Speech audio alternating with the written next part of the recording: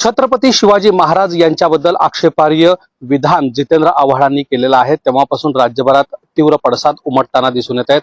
शिवभक्तांकडून तीव्र नाराजी व्यक्त करण्यात येते। या संदर्भात बोलण्यासाठी शिवचरित्रकार डॉक्टर शिवरत्न शेटे सर आपल्यासोबत आहेत। सर, कशा पद्धतीने पाहताय या वक्तव्याकडे? सर्वप्रथम जितेंद्र आव्हाडांच्या या वक्तव्याचा मी निषेध करतो। त्यांनी जे विधानसभेमध्ये वक्तव्य केलं की शिवराज्याभिषेकाच्या वेळी गागा भट्टांनी स्वतःच्या पायाच्या अंगठ्याने शिवाजी महाराजांना कुंकुम तिलक केलं। खरं म्हणजे हे तथ्यही नाही। पुरोगामी म्हणवणारे तत्वज्ञान मागच्या अनेक दशकापासून ही चुकीची पेरणी करतायत केवळ एखाद्या जातीचा द्वेष करण्यासाठी। पण तुम्ही हे करत असताना शिवछत्रपतींचा अपमान करताय, एवढंही भान यांना राहू नये। मी पुरावा देतो। इतिहासामध्ये पुरावे तीन प्रकारचे मानले जातात। एक अव्वल पुरावा, म्हणजे छत्रपतींना प्रत्यक्षदर्शी ज्यांनी बघितलंय त्याला अव्वल पुरावे म्हणतात। दुय्यम साधनं असतात की महाराजांच्या मृत्यूनंतर एखादी बखर, एखादी कादंबरी निर्माण होणं, त्याला दुय्यम साधनं म्हणतात। आणि तृतीय साधनांमध्ये चित्रपट, नाटकं हे येतात। तर मला असं वाटतं की तिन्ही साधनामध्ये गागा भट्टाच्या या चुकीचे जे काही प्रवाद आहे त्याची नोंद नाहीये।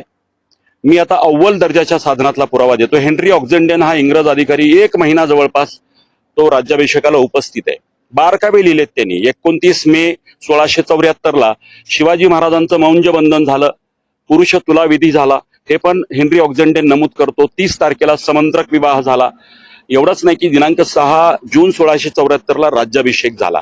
इतके बारकावे लिहिले। महाराजांचं वजन किती, त्यावरनं होऊन किती झाले, जो हेनरी ऑक्झेंडन ही छोटी महत्वाची घटना छोट्या छोट्या वर्णन करतो, गागा भट्टाचा उल्लेख नाहीये। आणि त्याही पलीकडे दुसरा राज्याभिषेक झाला दिनांक 24 सप्टेंबर 1674 जो गागा भट्टांच्या परंपरेचा विरोधक होता, निश्चलपुरी गोसावी। गागा भट्टांनी वैदिक राज्याभिषेक केला, निश्चलपुरी गोसावींनी शाक्त पद्धतीनं तांत्रिक राज्याभिषेक केला। आणि गागा भट्टांनी श्री शिवराज्याभिषेक प्रयोग स्वतंत्र पुस्तक लिहिले यासाठी। आणि शिवराज्याभिषेक कल्पतरू हे निश्चलपुरीने लिहिलेलं पुस्तक। पण त्यामध्ये जर गागा भट्टांनी असं दुस्साहस केलं असतं तर निश्चलपुरी गोसावी विरोधकच होता, त्यांनी याचा उल्लेख केला असता। म्हणजे याला कुठलंही तथ्य नाही।